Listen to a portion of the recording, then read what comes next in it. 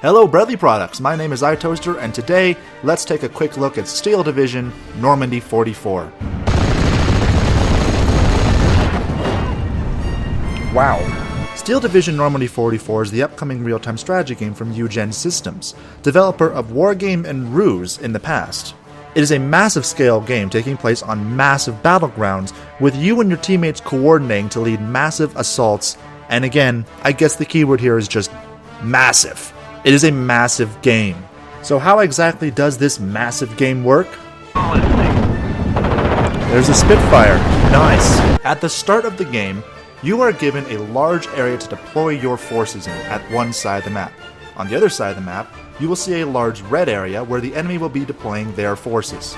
Using whatever resources you start with, you start in Phase A, where you will deploy lighter units including recon and basic infantry, and you will have far fewer units in this situation than you would otherwise.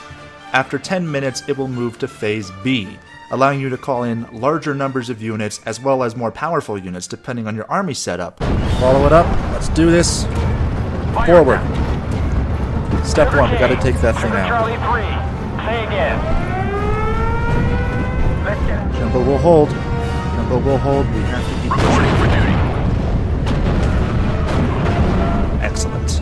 And then it gets to Phase C, bringing in the heaviest units of the game, be them super units of a sort or large numbers of massive artillery units, such as Sherman Calliopes. As for selecting your units, what you will do is you will create a deck, and this deck will be based on a division of your choosing. For example, an armored battalion designed for late game play, or an airborne or infantry battalion for early game play.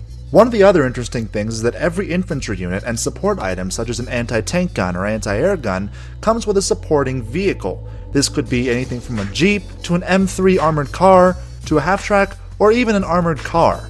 It just depends on what you're bringing in, and this item can be controlled separately from the unit itself, acting both as its transport unit and as its escort unit, meaning you could use them both in a combined assault, such as loading an infantry unit into a building and then having the other unit supporting on the side with its machine gun or whatever other weaponry it happens to have. As for the game itself, in comparison to Eugen's previous game, Wargame, the realism here has been dialed back. The game feels much more arcade-like, and that's a good thing. It makes it enormously more fun to play, and also far less micromanagey, as there's a lot of systems you no longer need to care about. Not to mention massively improved visuals, map design, and sound design over Wargame, at least in my opinion. Watching a tank blast forward with all of its machine guns firing on all cylinders, just wrecking everything, watching infantry squads get decimated in a matter of seconds, is just a sight to behold, especially for people coming from games such as Company of Heroes, where those sorts of things would never happen. Drive me closer! I want to hit them with my sword! Unit survivability is entirely up to the tactical decisions that you make, and not so much the unit itself. Highly powerful units can go down in only one shot if you mistreat them, whereas weak units can change the entire tide of a battle on their own. Whoops. The way a battle is won is a battle line in the middle of the map. As you push forward or backward on it, the battle line will move, giving you control over more of the map, and if you control more than 50% of the map, you start to earn points. If you fill up a point meter all the way to the top, you win. Battle lines are totally dynamic and will move and bend all over the place based on where you are and where the enemy is, meaning you can have bulges that stick out in one location and can be flanked from the back by enemies coming in to take you out from behind. The maps themselves also dynamically change in size based on the number of players. So if you have more players, you'll get more map to work with, but the map will reduce in size if there are fewer players available, such as a one-on-one reducing to a small square.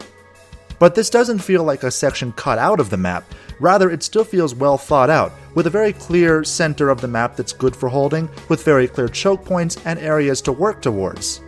Overall, Steel Division Normandy 44 is a very good game in my opinion based on the multiplayer beta. It has only 2 maps as of right now, However, I would recommend if you are a fan of Wargamer Ruse that you go and buy it, because it is incredibly fun, and I did not expect it to be completely honest. I'm very much looking forward to this game coming out.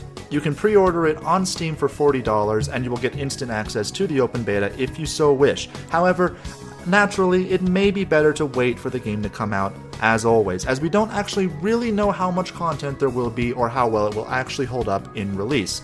Not to mention, it has proven to be slightly unstable. Yeah, it's still gonna start in a fucking window, because reasons, I guess. Okay, now that it's loaded up in its windowed mode, if I try to do Alt-Enter, it'll crash.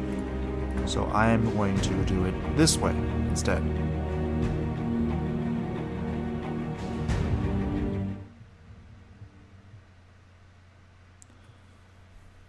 Oh my god. In fact, I actually lost all of my footage due to an instant game crash, causing my system to mess up. So for that, it may be worth waiting.